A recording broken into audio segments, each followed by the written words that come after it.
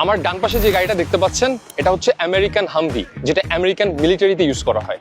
আর আমার বাম পাশে যে গাড়িটা দেখতে পাচ্ছেন এটা হচ্ছে ডংফেং হামভি, যেটা বাংলাদেশ মিলিটারিতে ব্যবহার করা হয়। এবং এই ডংফেং হামভিটা শুধু বাংলাদেশ কিংবা চায়নার মিলিটারি ফ্লিটে না, তাজিকিস্তান, পাকিস্তান, বেলারুশ সহ বিশ্বের অনেক মিলিটারি ফ্লিটে দেখতে পাওয়া যায়। চাইনিজদের থেকে শেখার মতো আমাদের অনেক কিছু আছে। এই যে ডংফেং মোটর গ্রুপ কোম্পানিটা, এটা প্রতিষ্ঠিত হয় 1969 সালে এবং তারপর থেকেই এই অটোমোবাইল ইন্ডাস্ট্রিতে একের পর এক রেভলিউশন করেই চলেছে। 1991 সালে চাইনিজ গভর্নমেন্ট চেয়েছিল আমেরিকা থেকে হামভি গাড়িগুলো কিনতে তাদের মিলিটারি ফ্লিটে অ্যাড করতে, বাট গেস হোয়াট, একে তো প্রচুর এক্সপেন্সিভ, আর নাম্বার 2 হচ্ছে একটা মিনিমাম অর্ডার কোয়ান্টিটি মিট করা লাগে, এই ধরেন 200, 500, 1000 ইউনিট। তো এই প্রবলেমগুলোর কারণে চাইনিজ গভর্নমেন্ট তাদের লোকাল কোম্পানিগুলোকে প্রেশারাইজ করে যেন তারা হামভি কোয়ালিটির গাড়ি নিজের দেশে প্রডিউস করতে পারে। এন্ড গেস হোয়াট, মাত্র 10 বছরে তারা এটা করে দেখাইছে। 2001 সালে তারা প্রথম ডংফেং হামভি অর্থাৎ EQ2050 গাড়িটা তারা প্রোটোটাইপ হিসেবে লঞ্চ করে এবং 2002 সাল থেকে ম্যাস প্রোডাকশনে যায় এবং এরপর থেকে তারা এই গাড়িটা ওয়ার্ল্ডের বিভিন্ন দেশে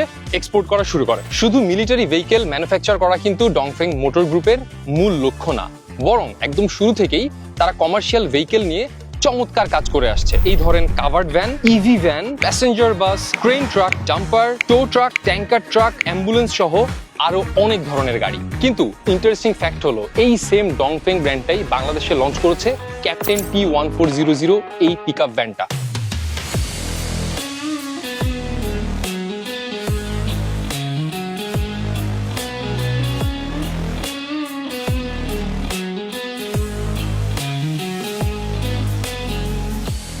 এই মিনি পিকআপ ভ্যান সেগমেন্টটা কিন্তু খুব গুরুত্বপূর্ণ একটা রোল প্লে করে এবং এই পার্টিকুলার T1400 পিকআপটা বাংলাদেশের পিকআপ সেগমেন্টে একটা ইউনিক পজিশন হোল্ড করবে। পরিবহন ইন্ডাস্ট্রিতে খুব গুরুত্বপূর্ণ একটা ফ্যাক্টর হচ্ছে পেলোড, অর্থাৎ ভ্যানটা কতখানি ওয়েট ক্যারি করতে পারবে। যত বেশি ওয়েট তত বেশি রেভিনিউ। জাস্ট চিন্তা করেন, কোন একটা পিকআপ ভ্যানে যদি 1500 মুরগির জায়গায় 1800 মুরগি ক্যারি করা যায়, তাহলে প্রায় 20% মতো বেশি রেভিনিউ গেইন করা সম্ভব। তার মানে একটুখানি বেশি ওয়েট ক্যারি করাও কিন্তু অনেক কিছু। সত্যি বলতে এই ক্যাপ্টেন T1400 গাড়িটার তেমন কোনো কম্পিটিটর আসলে বাংলাদেশে নাই, কারণ আমার বাম পাশে যে গাড়িটা দেখতে পাচ্ছেন এটা হচ্ছে 1200 কেজির একটা পিকআপ, যেটার প্রাইস সাধারণত 15-16 লাখ টাকা হয়ে থাকে। কিন্তু আপনার যদি আরেকটু বড় গাড়ি প্রয়োজন হয়, সেক্ষেত্রে আপনাকে 1500 কেজির এই গাড়িটা নেওয়া লাগবে, যেটার প্রাইস প্রায় 26 থেকে 27 লাখ টাকা। কিন্তু এই 1200 কেজি এবং 1500 কেজির মাঝামাঝি কোনো অপশন কিন্তু বাজারে এতদিন ছিল না। এই প্রবলেমটা সলভ করছে ডংফেং ক্যাপ্টেন T1400 গাড়িটা, কারণ এটা হচ্ছে 1.4 টন অর্থাৎ 1400 কেজির একটি গাড়ি এবং ক্যাপ্টেন T1400 প্রাইস প্রায় 19 লাখ টাকা। আপনি বুঝতেই পারছেন 1200 কেজির গাড়িটা থেকে হয়তো একটু বেশি বাজেট বাড়ালেই আপনারা 1.4 টনের গাড়িটা পাচ্ছেন, যেটার বডি সাইজ 11.2 ফিট, যেখানে 1.5 টনের গাড়ির সাইজ 12 ফিটের মতো হয় এবং 1200 কেজির গাড়িগুলোর সাইজ হয় 9 থেকে 10 ফিট। সো আপনি স্পেসও বেশি পাচ্ছেন, ওয়েটও বেশি ক্যারি করতে পারছেন এবং প্রাইসেও একটা অ্যাডভান্টেজ পাচ্ছেন। এই গাড়িটার আরেকটা অ্যামেজিং ফিচার হচ্ছে এটার যে লোড স্প্রিং, সেটার পজিশন ডিফারেন্সিয়াল এর উপরে, যার কারণে আপনারা যদি চান আরো এক্সট্রা পাতি কিংবা লোড স্প্রিং অ্যাড করে গাড়িটার গ্রাউন্ড ক্লিয়ারেন্স আরো বাড়াতে পারেন। বাই দ্য ওয়ে, এই গাড়িটার গ্রাউন্ড ক্লিয়ারেন্স কিন্তু অলরেডি 190 মিলিমিটার, যেটা 1000 বা 1200 কেজির যে গাড়িগুলো আছে সেগুলো থেকে অলরেডি অনেক বেশি। এই গাড়িটার প্রত্যেকটা চাকাতে পাবেন 14 সাইজের 175 সেকশনের টায়ার। বাংলাদেশের টেম্পারেচার দিন দিন বেড়েই চলছে, আর পরিবহন শ্রমিকরা সাধারণত এই ধরনের পিকআপ ভ্যানে 10 ঘন্টা, 15 ঘন্টা, 20 ঘন্টা পর্যন্ত জার্নি করে। তো আপনারা বুঝতেই পারতেছেন যে এই ধরনের টেম্পারেচারে গাড়িটা অপারেট করার সময় তাদের কি পরিমাণ কষ্ট হয়। তো এটা দেখে খুব ভালো লাগছে যে বাংলাদেশে এটা মনে হয় প্রথম পিকআপ যেটাতে দেখলাম এসি আসছে এবং ডংফেং ব্র্যান্ড পরিবহন শ্রমিকদের নিয়ে চিন্তা করছে।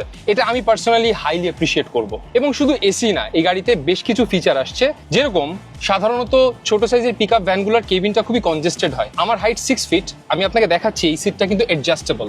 আমি সিটটা এতখানি পিছনে নিতে পারছি এবং আমার লেগ রুম যদি দেখেন অনেক বেশি, এবং আমি গাড়িটা অনেকখানি ইনক্লাইন্ডও করতে পারছি। তার মানে গাড়িটা কোথাও রেখে যদি আমার রেস্ট করা লাগে, আমি আরামসে এভাবে একটা হয়তো ন্যাপ দিয়ে ফেলতে পারবো, হয়তো একটু ঘুম দিয়ে ফেলতে পারবো।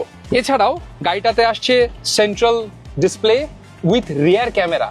তো কোনোদিন যদি হেল্পার নাও আসে, ড্রাইভার একাই গাড়িটা পিছনে নিয়ে ফেলতে পারবে কারোর হেল্প ছাড়া। এছাড়াও মিডিয়া কনজাম্পশনের জন্য ব্লুটুথ, MP3, রেডিও এগুলো তো থাকছেই। এছাড়াও ডংফেং এই গাড়িটাতে ডিটেলসের দিকে নজর দিয়েছে। এখানে যে ডোর গ্লাসটা পাচ্ছি এটা অটোমেটিক। এই সেগমেন্টের অন্যান্য পিকআপ ভ্যানে সিলিং প্যাডিংটা পাবেন, বাট গাড়ির ডান পাশের এ পিলার, দুই পাশে এই পিলারগুলোতে আপনারা প্যাডিং পাচ্ছেন এবং ওভারঅল ইন্টেরিয়রটা আমার কাছে অন্যান্য পিকআপ ভ্যানের থেকে যথেষ্ট প্রিমিয়াম মনে হয়েছে। আরেকটা ইম্পর্টেন্ট বিষয়, অন্যান্য পিকআপ ভ্যানের তুলনায় এই গাড়িটার ভিতরের স্পেসও কিন্তু অনেক বেশি। গাড়িটাতে 3টা সিট আসছে, অর্থাৎ একসাথে 3 জন সামনে বসে ট্রাভেল করতে পারবেন। এই গাড়িটার বডির দৈর্ঘ্য 11 ফিট 2 ইঞ্চ এবং এটার প্রস্থ 5 ফিট 7 ইঞ্চ, অর্থাৎ আপনারা বুঝতেই পারছেন প্রায় 1500 কেজির গাড়ির ডাইমেনশন আপনারা পাচ্ছেন 8 থেকে 10 লাখ টাকা কম প্রাইসে। তো এটা বলাই বাহুল্য যে এই গাড়িটা একটা ভ্যালু ফর মানি হতে পারে আপনার জন্য। এই গাড়িটাতে ব্যবহার করা হয়েছে ফেমাস কুইঞ্চা ইঞ্জিন, এবং এই ইঞ্জিনটা কিন্তু শুধু এই গাড়ি না, বাংলাদেশের অলমোস্ট প্রত্যেকটা চাইনিজ পিকআপ ভ্যানে এই সেম ইঞ্জিনটা ব্যবহার করা হয়েছে because of its high reliability. এবং এই একই কারণে এর স্পেয়ার পার্টস অলমোস্ট বাংলাদেশের প্রত্যেকটা জেলা উপজেলাতেই পাওয়া যাবে। এছাড়াও 2 বছর কিংবা 1 লাখ কিলোমিটার পর্যন্ত কোম্পানি ওয়ারেন্টি তো পাচ্ছেন। ক্যাপ্টেন T1400 গাড়িটা বাংলাদেশে নিয়ে আসছে বাংলা মার্ক, এবং বাংলাদেশের বিভিন্ন জায়গায় তাদের অথরাইজড ডিস্ট্রিবিউটর রয়েছে। টেস্ট ড্রাইভ কিংবা অন্যান্য কোনো ইনফরমেশনের জন্য স্ক্রিনে দেওয়া নাম্বারটাতে কল করতে পারেন।